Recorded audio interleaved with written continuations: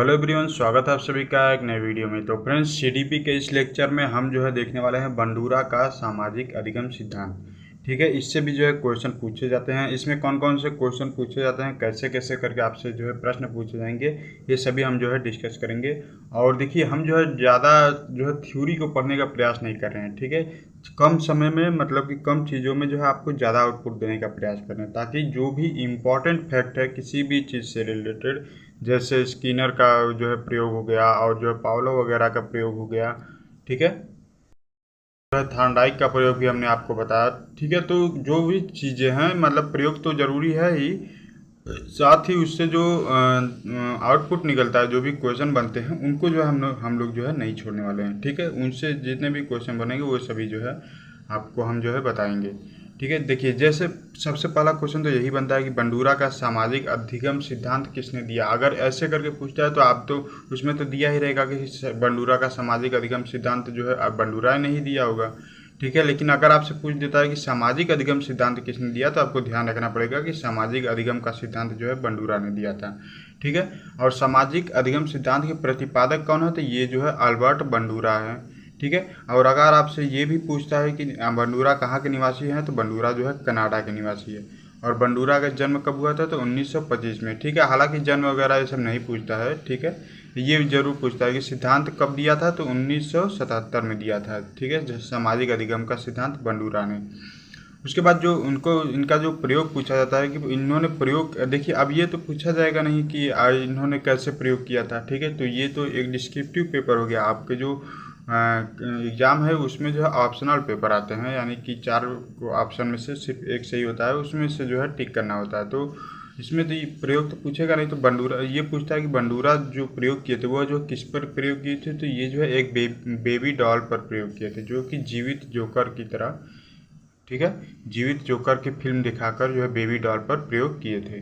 ठीक है, इसको आप लोग ध्यान में रखिएगा। और सामाजिक अधिगम का अर्थ क्या होता है। ठीक है, अब ये सामाजिक अधिगम का अर्थ क्या होता है, इसको थोड़ा सा हम लोग समझ लेते हैं। ठीक, और इन्होंने कौन कौन से नियम दिए थे ये भी हम जानेंगे। देखिए, सामाजिक अधिगम का अर्थ ये होता है कि दूसरों को देखकर उनके अनुरूप व्यवहार करने के कारण वह दूसरों के व्यवहार को अपने जीवन में उतारने तथा समाज द्वारा स्वीकृत व्यवहारों को धारण करने तथा अमान्य व्यवहारों को त्यागने के कारण ही सामाजिक अधिगम कहलाता है। ठीक है, जबकि देखिए, सामाजिक अधिगम का मतलब ये हुआ कि दूसरों को देखकर हम जो कुछ भी सीखते हैं, जैसे हम समाज में रहते हैं, मनुष्य एक सामाजिक प्राणी है, तो समाज में रहते हैं हम लोग, तो दूसरों को देखकर, जैसे बड़े लोग हैं तो बड़े लोगों को नमस्ते करना चाहिए, उनके पैर छूने चाहिए। ठीक है, और उनसे आप कह के बात करना चाहिए, तुम कर के बात नहीं करना चाहिए। ठीक है, तो ये सब चीज़ें कैसे आती हैं, ये सब हमें तो कोई तो बताता है नहीं, हम तो दूसरों को ही बातें सुनकर या फिर उन्हें देख कर सीखते हैं। तो यही क्या है, सामाजिक अधिगम का सिद्धांत। सामाजिक अधिगम का सिद्धांत मतलब समाज में रहकर दूसरों को देखकर आप जो कुछ भी सीखते हैं वो क्या है, वह सामाजिक अधिगम है। ठीक है, अब ये भी पूछता है आपसे कि बंडूरा ने कितने सिद्धांत दिए थे, तो बंडूरा ने अपने प्रयोग के बाद 4 सिद्धांत बताए थे, 4 पद बताए थे। ठीक है, अवधान, धारण, पुनः प्रस्तुतिकरण और पुनर्बलन। ठीक है, इन चारों को समझते हैं। देखिए, अवधान मतलब निरीक्षणकर्ता का ध्यान। ठीक है, अवधान मतलब ध्यान को आकर्षित करना अपनी तरफ, निरीक्षणकर्ता का ध्यान अपनी ओर आकर्षित करने के लिए मॉडल आकर्षक, लोकप्रिय, रोचक व सफल होना चाहता है। जैसे मान लीजिए कोई भी टीचर है, वह क्लास में पढ़ा रहा है। ठीक है, तो कोई भी तेज बच्चा है या फिर अच्छा बच्चा है, तो वह क्या करेगा कि वह सोचेगा कि सर जी हमको ध्यान देंगे, क्योंकि मैं पढ़ने में अच्छा हूँ और मैं दिखने में भी अच्छा हूँ, यानी कि आकर्षक। मॉडल का मतलब कि यहाँ से बालक से किया जाता है, और निरीक्षण करता है यानी कि टीचर से इसका तात्पर्य है। ठीक है, तो निरीक्षणकर्ता का ध्यान अपनी ओर आकर्षित करने के लिए मॉडल आकर्षक, लोकप्रिय, रोचक व सफल होना चाहता है। वह आकर्षक यानी कि अच्छा दिखना चाहता है, वह लोकप्रिय होना चाहता है यानी कि लोगों की नज़रों में अच्छा बनना चाहता है, रोचक होना चाहता है, और वह सफल होना चाहता है। जो बालक सफल होते हैं टेस्ट वगैरह में या फिर एग्जाम में अच्छे नंबर लाते हैं, टीचर उसी पर ध्यान देते हैं ज़्यादातर। ठीक है, तो ये चीज़ें अवधान समझ में आ गया। अब धारणा देखते हैं कि धारणा क्या है, धारण क्या है। ठीक है, धारण का मतलब कि दूसरों को देखकर उनकी आदतों को ग्रहण करना। ठीक है, धारण करना। आप समझ सकते हैं। जैसे व्यक्ति व्यवहारों को अपने मस्तिष्क में प्रतिमानों के रूप में वह शाब्दिक वर्णन के रूप में ग्रहण कर लेता है, यानी कि दूसरों को देखकर वह जो है अच्छी आदतों को जो है अपने अंदर ग्रहण करने देता है, यही जो है धारणा है। ठीक है। और जो है पुनः प्रस्तुतिकरण मतलब जो चीज़ें हमें अच्छी लगती हैं या जो चीज़ जिन चीज़ों पर जो है हमें जो है हमें ज़्यादा अच्छा लगता है वो चीज़ें हम जो है पुनः यानी कि दोबारा से प्रस्तुत करना चाहते हैं, यानी कि दोबारा से वो काम करना चाहते हैं। ठीक है। जिसको हम ध्यान से देखकर धारण करते हैं और धारण करने के बाद उसे पुनः प्रस्तुतिकरण करेंगे, यानी कि दोबारा से उस काम को करेंगे, क्योंकि हमें जो है उसमें इंटरेस्ट है, उसमें जो है मज़ा है। ठीक है। जैसे किसी बच्चे को अगर पढ़ने में अच्छा लगता है तो वह जो है बार बार पढ़ेगा, अच्छे से पढ़ेगा और जो है हर बार जो है एग्जाम में टेस्ट वगैरह में अच्छे नंबर लाने का प्रयास करेगा, यही जो है पुनः प्रस्तुतिकरण है। और उसके बाद जो है पुनर्बलन यानी कि उसको जो है बल दिया जा रहा है। पुनर्बलन पुनः में यानी कि बार बार जो है उसको बल दिया जा रहा है। बल कैसे, उसको ज़बरदस्ती नहीं।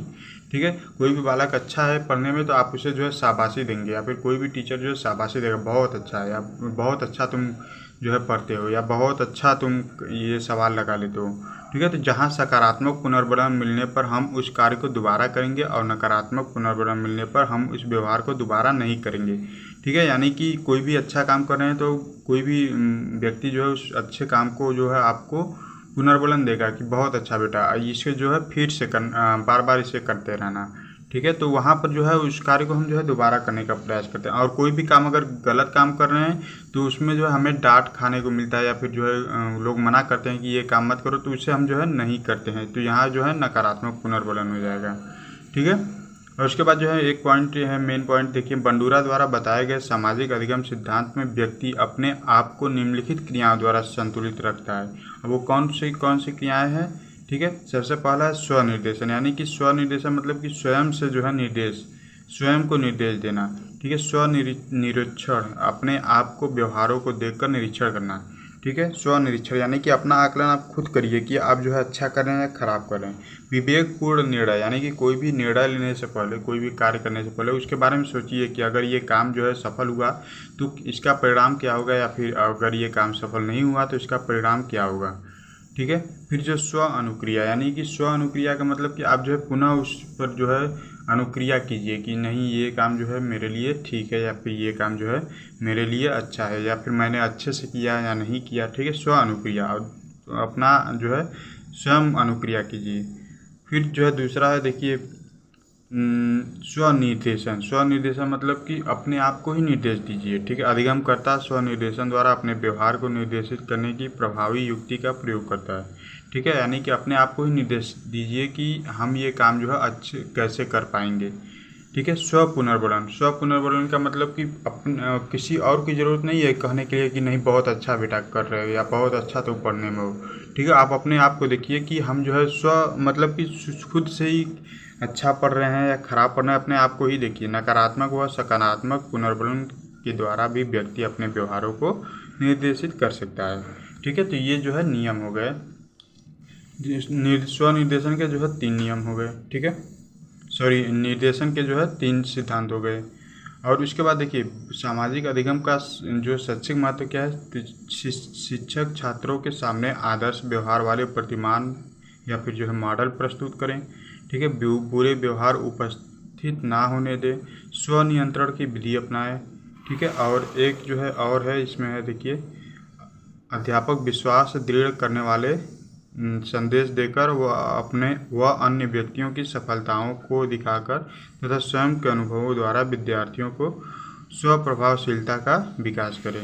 ठीक है। तो ये सब जो है आपके सामाजिक अधिगम का भी प्रयोग पूछ लेता है आपसे। ठीक है। आप चाहे टेट का एग्ज़ाम दे रहे हो, यूपी टेट, सी टेट जो है और जो भी सुपर टेट या स्टेट वगैरह हैं, सभी जो है टीचिंग एग्जाम में इनसे जो है क्वेश्चन पूछे जाते हैं, और DSSB में भी क्वेश्चन पूछे जाते हैं। ठीक है। तो इन सब बातों को जो आप लोग ध्यान में रखिएगा। आई होप कि आपको जो है बंडूरा का जो सामाजिक अधिगम सिद्धांत है अच्छे से क्लियर हो गया होगा। इसके बाद हम जो है क्रिया परिशुद्ध अनुबंधन का सिद्धांत देखेंगे, RS कंडीशनिंग थियोरी देखेंगे। ठीक है। और उसके बाद जो है पाउलो वगैरह के सभी जितने भी जो है साइकोलॉजिस्ट है, जितने भी जो है मनोवैज्ञानिक है, सबके प्रयोग जो है हम आपको इसी चैनल पर मिल जाएंगे। आप जो है जाकर देख सकते हैं। ठीक है, सीडीपी का पूरा लेक्चर आपको हमारे इस चैनल पर मिल जाएगा। तो अगर वीडियो पसंद आए तो प्लीज़ वीडियो को लाइक कीजिएगा, अपने फ्रेंड के साथ शेयर कीजिएगा। और अगर आप चैनल पर पहली बार आए तो फ्रेंड्स चैनल को सब्सक्राइब करके बेल आइकन को प्रेस कर लीजिए। ऐसे एजुकेशनल वीडियो आपको आगे भी मिलती रहेगी।